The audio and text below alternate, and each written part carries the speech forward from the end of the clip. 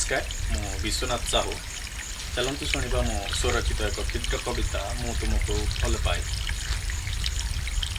मु तुमको भल पाए तुम सहित केबेठु आरंभ ए अबुला और निबिड़ संपर्क अबा क्यों जन्मर प्रतिश्रुति किंबा क्यों किंबदंतीर पुनरावृत्ति अथवा क्यों स्वर्णिम इतिहासर उज्ज्वलमय पृष्ठारे प्रतिलिपित होइथिबा से महीयसी शब्दर अतुट और अक्षुण्ण भावना। हाँ आज मु सेई भावनारे बंदी होई सारिछि। बंदी होई सारिछि नीरव द्रष्टा साजे चिरकाल पाई तुम सहित। तुम मोर संपर्क जे ए नश्वर पृथ्वी ठारू ऊर्ध्वरे तुमे मो जीवन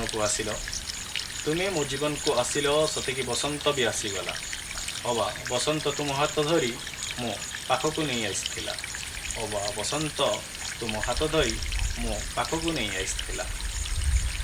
श्रावणर केई बुंदा बसंतर महक को आहुरी महकित करुथिला केवल तुमे आसीछ बोली।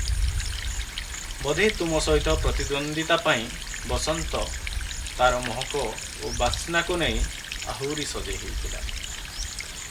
तुम अवदान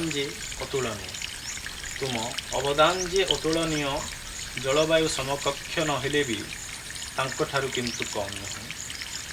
हाँ मु तुमको भल पाए आउ पाउथिबी चिरकाल पाए। धन्यवाद।